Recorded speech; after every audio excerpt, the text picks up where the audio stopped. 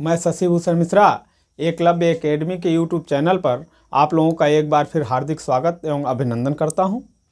मित्रों, ये CTET pedagogy का तीसरा वीडियो हमारे पास है और हम तीसरा वीडियो लेकर के आज आपके सामने प्रस्तुत हुए हैं।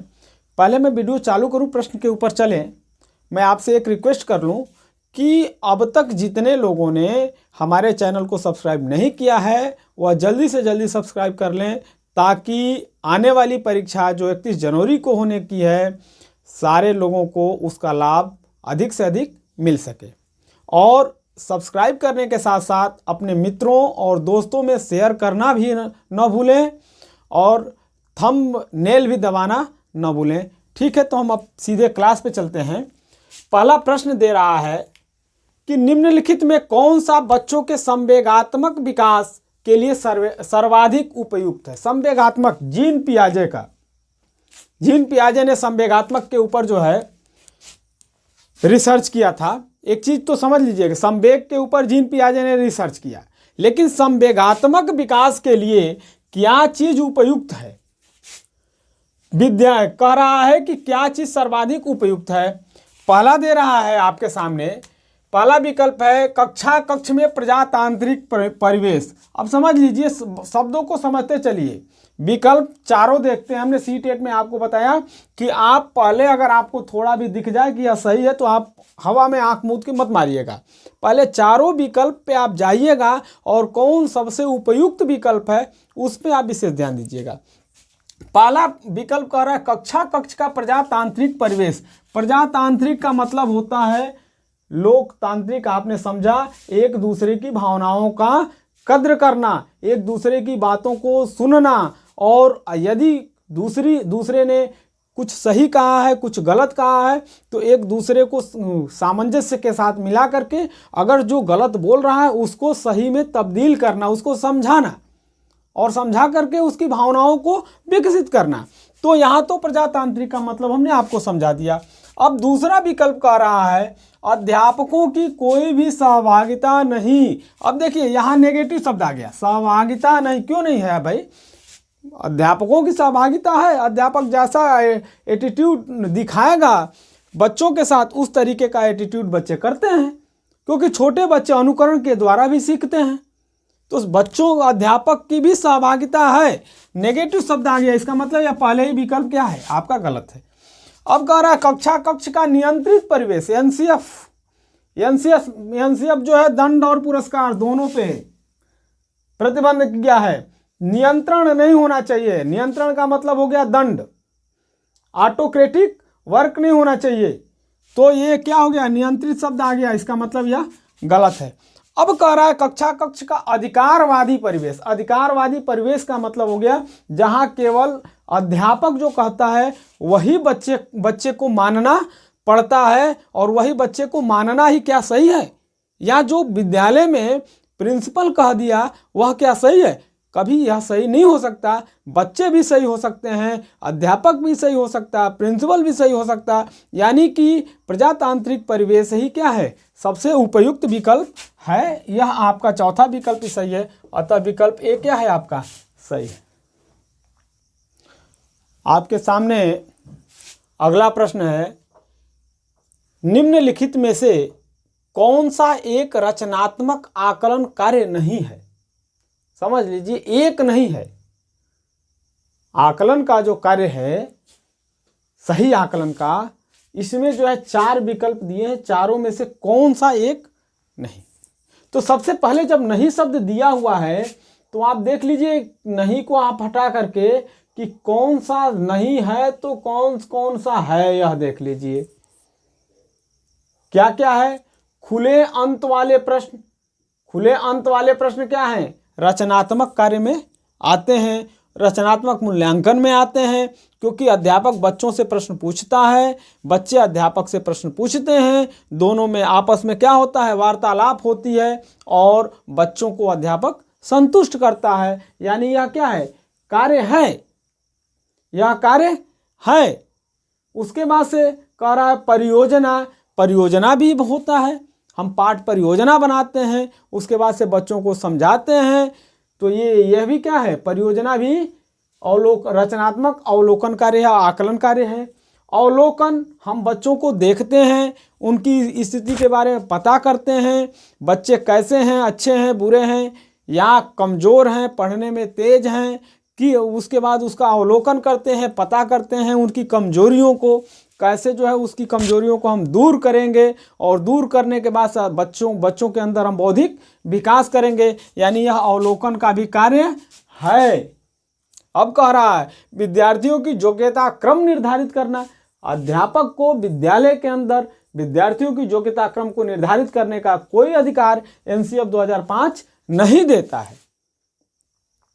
कभी एनसीएफ 2005 यह नहीं कहता कि आप बच्चे को यह कहिए कि बच्चा वह विशिष्ट बुद्धि का है, वह बच्चा तेज है, वह बच्चा कुशाग्र बुद्धि का है, वह बच्चा कमजोर बुद्धि का है, वह नहीं पढ़ सकता, वह ज़्यादा पढ़ सकता है। ऐसा आपको करने का अधिकार एनसीएफ 2005 नहीं देता है। इसीलिए विद्यार्थियों की योग्यता क्रम निर्धारित करना ही क्या है, इसका रचनात्मक आकलन कार्य नहीं है। यानी यह विकल्प क्या होगा आपका, सही होगा।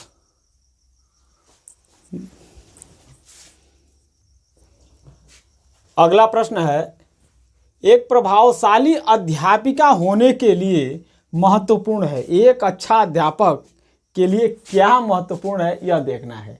अच्छा अध्यापिका का मतलब हुआ कि बच्चों को किस तरीके से वह अधिगम दे सकती है पूरे कक्षा में।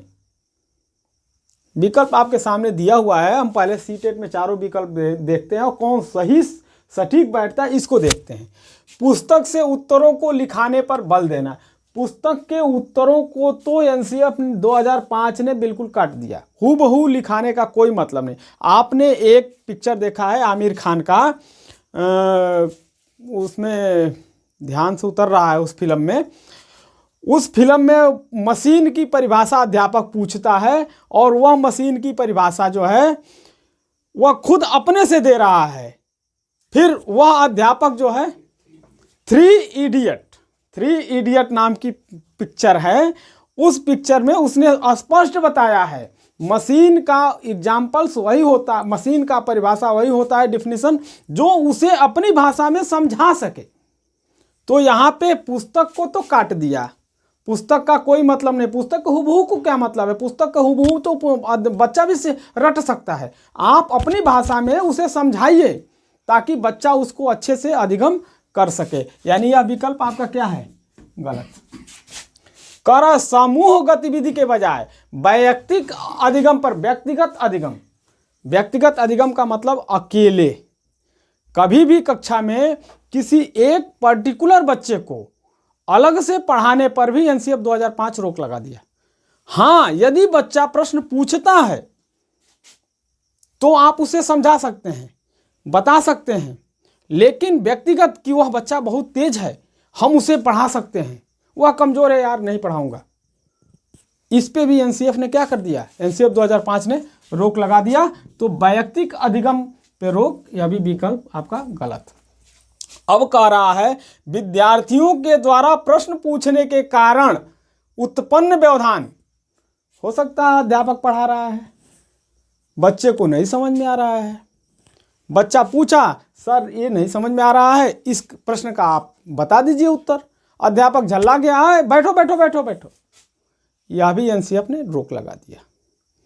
बच्चा प्रश्न पूछ सकता है, यदि उसको समझ में नहीं आ रहा है तो वह सामूहिक गतिविधियों में रहते हुए वह अध्यापक अध्यापिका से प्रश्न पूछ सकता है, प्रजातांत्रिक वर्क कर सकता है, आपसी विचार और विमर्श करके वह संतुष्ट हो सकता है। अध्यापक का मतलब एनसीएफ 2005 ने कहा, एक आप गाइड हो और बच्चे को आप किस तरीके से समझाओगे, उस बच्चे को सेंट्रलाइज करके, यानी बच्चे को ध्यान में रख करके, न कि स्वयं को।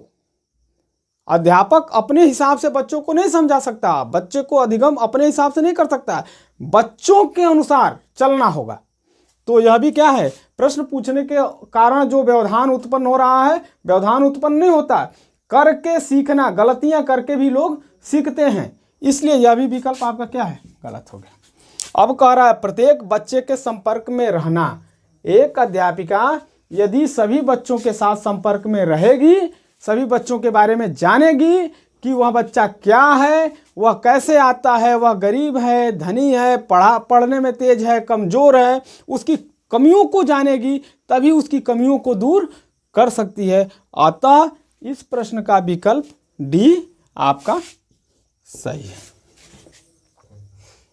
आपके सामने अगला प्रश्न है, बच्चों के अधिगम को सुगम बनाने के लिए अध्यापकों को एक अच्छे कक्षाई परिवेश यानी कक्षा के अंदर एक ऐसा वातावरण तैयार करना होगा जिससे बच्चे आसानी से सीख सकें।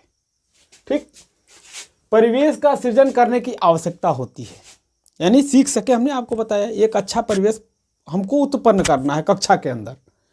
हम कौन सा ऐसा तरीका अपनाएं जो हमारे पास विकल्प दिए हुए हैं उसके अनुसार, ताकि बच्चा अच्छे से अधिगम कर सके। अब देखिए विकल्प दे रहा है। पहला, बच्चों के प्रयासों की स्वीकृति। बच्चों के प्रयासों को स्वीकृति देना सही हो सकता है। बच्चे प्रयास कर रहे हैं, अच्छा कर रहे हैं, बुरा कर रहे हैं, अध्यापक उनका उत्साहवर्धन करता है। बच्चों के प्रयासों की स्वीकृति को हम दे सकते हैं, इससे बच्चे सृजनशील हो सकते हैं। सही हो सकता है, लेकिन सबसे उपयुक्त क्या सही है? हम बार बार कहते हैं सीटेट के चारों विकल्पों को देखना पड़ता है। दूसरा, बच्चों के अनुसार कार्य करना। बच्चों के अनुसार कार्य करना, यदि बच्चों के अनुसार यानी बच्चे को सेंट्रलाइज करेंगे, बच्चा मंदबुद्धि है, कमजोर है, आर्थिक रूप से कमजोर है। एक सिंपल सा मैं आपको उदाहरण दे करके बता रहा हूं। एक बच्चा कक्षा में रोज लेट आता है, अध्यापक उठता है और उसको रोज जो है डंडे से 4 डंडा मारता है और बच्चा जो है हाथ आगे कर देता है। सिंपल वे में आप समझिए, जब वो लगातार आता है, एक दिन अध्यापक उसको देखता है कि बच्चा जो सुबह उठता है और मार्केट में पूरा पेपर बांटता है, पेपर बांटने के बाद घर जाता है, उसके बाद वह वापस आता है और तब वह विद्यालय के अंदर आता है, इसलिए वह लेट आता है। तब वह दूसरे दिन उस बच्चे की स्थिति को समझ जाता है, मनोस्थिति को समझ जाता है कि वह बच्चा क्यों लेट आ रहा है। अब समझिए कि अब वह बच्चे के अनुसार अपने आप को ढाल रहा है, यानी बच्चा लेट आ रहा है तो वह कक्षा का वातावरण क्या कर दिया? चेंज कर दिया। समय के अनुसार जो है, बच्चे के समय के अनुसार अपने आप को परिवर्तित कर दिया। तो यहाँ बच्चे के अनुसार भी कार्य करना होता है, यानी यह भी विकल्प आपका सही है। अब इस विकल्प के आगे यह विकल्प ज़्यादा उचित लग रहा है, तो अब यह विकल्प आपका गलत हो जाएगा, यह विकल्प आपका सही होगा। अब हम आगे वाला विकल्प देखते हैं, बच्चे को स्वीकार करना। बच्चे को भी स्वीकारा जा सकता है, लेकिन वह बच्चा किस प्रकार का है? हो सकता है उदंड बच्चा है, उदंड बच्चे को आप थोड़े स्वीकार करेंगे, किसी की गलती को थोड़े स्वीकार करेंगे, उसकी गलती को आप दूर करेंगे ना, तो यह संभव नहीं है। इससे आपका जो है कक्षा का वातावरण चेंज नहीं होगा। किसी बच्चे को आप एडाप्ट कर लिए तो कक्षा का वातावरण थोड़े चेंज हो जाएगा, आपको सामूहिक रूप से चेंज करना है ना, तो यह गलत है। अध्यापक का सकारात्मक रूप से तो कोई मतलब है ही नहीं। एनसीएफ 2005 हमेशा बच्चे को केंद्रित करके पढ़ाया है, इसलिए यहाँ अध्यापक शब्द आ गया। आपका यह विकल्प पूरा गलत हो गया, यह विकल्प गलत हो गया, यह विकल्प गलत। विकल्प आपका कौन सा सही हुआ? विकल्प बी। अगला प्रश्न है, लड़कों और लड़कियों के विषय में कुछ कथन नीचे दिए गए हैं। देखिए पर्टिकुलर बांट रहा है यहाँ, लड़के और लड़कियों के विषय में कुछ कथन नीचे दिए गए हैं। आपके अनुसार इनमें से कौन सा सही है?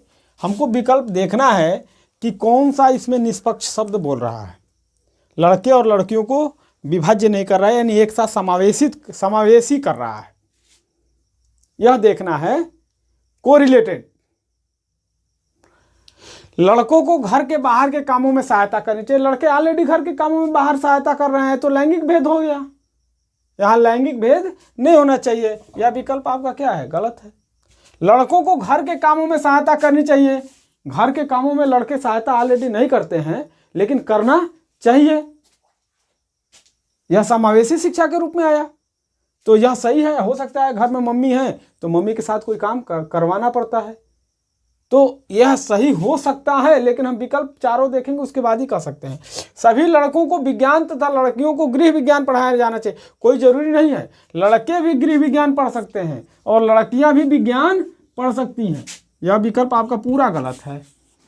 लड़कियों को घर के कामों में सहायता करनी चाहिए। लड़की ऑलरेडी घर के कामों में सहायता कर रही है। यहाँ सेम विकल्प ए और विकल्प डी, यह दोनों लैंगिक विभेद को परिभाषित कर रहा है, अर्थात विकल्प डी भी आपका गलत हो गया। विकल्प सी ऐसे ही गलत है, अतः विकल्प बी क्या होगा आपका सही होगा। अगला है, एक बच्चे की कॉपी में लिखने में विपरीत छवियां, दर्पण छवि आदि जैसी गलतियां, विपरीत छवियां अलग शब्द है, आदि जैसी गलतियां मिलती हैं। इस प्रकार बच्चा लक्षण प्रदर्शित कर रहा है। क्या लक्षण प्रदर्शित कर रहा हुआ जब लिख रहा है, ठीक, तो उसमें कई सारी जो है गलतियां कर रहा है। हो सकता है क को उल्टा लिख रहा है, ठीक, ख को उल्टा लिख दे रहा है, म लिख रहा है तो उल्टा लिख दे रहा है। तो क्या कर रहा है, किस कारण से हो रहा है? पहला, अधिगम में असुविधा। अधिगम में अगर असुविधा होगा तो वह सीख नहीं पाएगा। अधिगम का शब्द है सीखना, तो यहाँ अधिगम में असुविधा के कारण नहीं हो कर रहा है, वह कुछ न कुछ उसके अंदर मानसिक कमी है। यहाँ यह विकल्प नहीं होगा। अधिगम में अशक्तता, यह अशक्तता हो सकता है, लेकिन हम चारों विकल्प देखें। अधिगम में कठिनाई, चीजें वही है। अधिगम में असुविधा और अधिगम में कठिनाई चीजें वही है। अधिगम में कठिनाई भी नहीं हो सकता। पढ़ाई में कठिनाई का मतलब वह कुछ सीख ही नहीं सकता।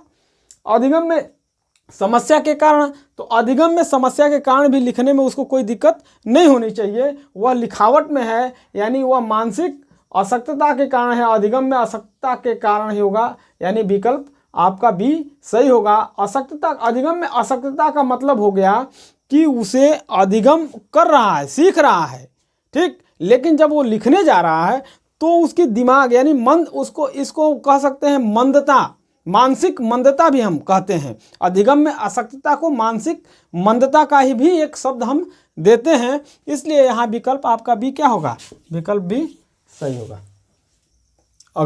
अगला प्रश्न है, बच्चों में शाब्दिक या गैर शाब्दिक, गैर शाब्दिक को अशाब्दिक भी बोलते हैं, गैर शाब्दिक दंड देने का परिणाम होता है। बच्चों को में शाब्दिक या अशाब्दिक दंड देने का क्या परिणाम होता है? पहला है उन्हें कार्य करने के लिए प्रेरित करना। कार्य करने के लिए प्रेरित करना कहीं शाब्दिक तो हो नहीं रहा है, ये तो अशाब्दिक हो गया, वह केवल फिजिकल वर्क कर रहा है, तो ये आपका क्या हो गया, गलत हो गया।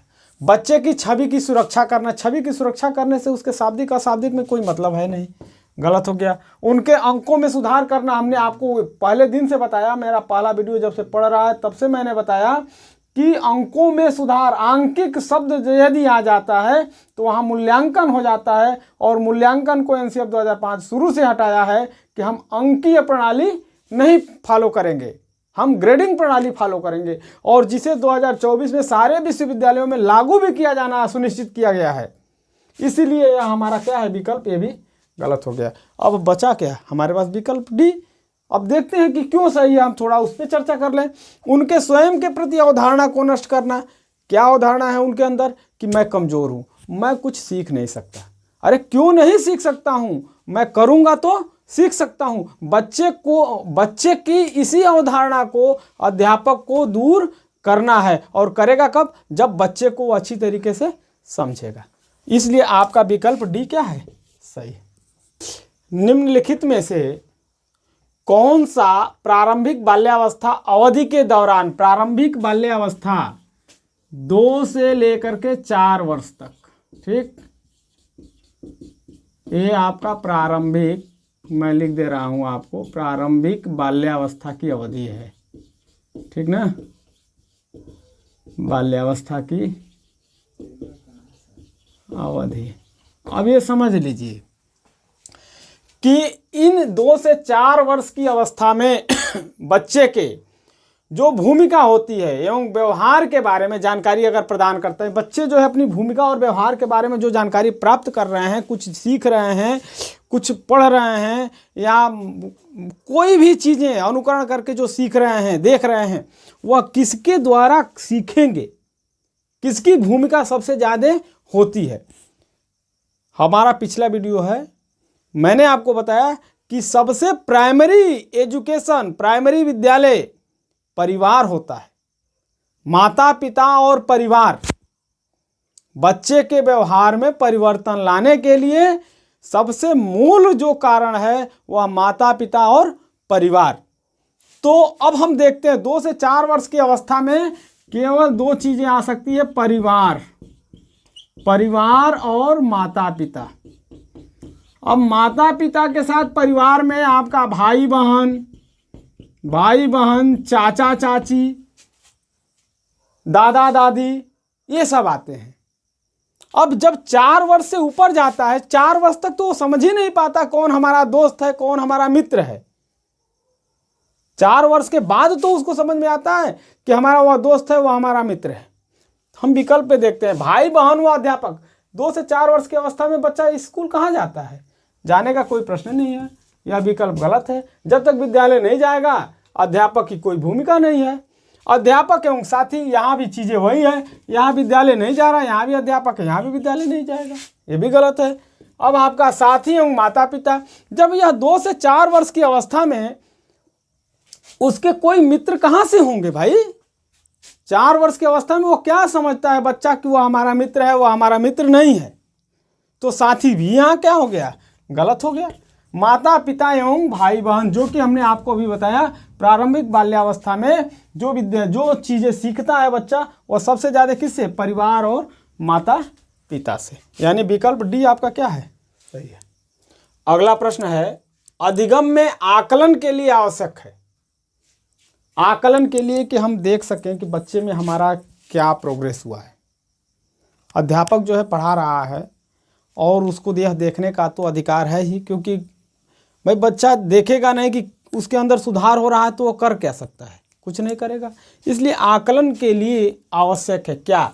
ग्रेड एवं अंकों के लिए। आकलन क्यों आवश्यक है? ग्रेड एवं अंकों के लिए। हमने आपको बताया मूल्यांकन अंक जो है गलत है, इसके लिए तो कभी हो ही नहीं सकता। जांच परीक्षण के लिए, जांच परीक्षण के लिए हम यह परीक्षण कर सकते हैं, वह बहुत तेज हो गया, एक बार एक परीक्षा हुआ, 2 परीक्षा, एक परीक्षा में बहुत अधिक 100 में 99 अंक पा गया, दूसरे परीक्षा में वो 100 में 5 अंक पा गया, तो इससे हम ग्रेडिंग नहीं कर सकते, उसको उससे हम नहीं देख सकते। तो यह जांच परीक्षण के लिए भी हम नहीं कर सकते।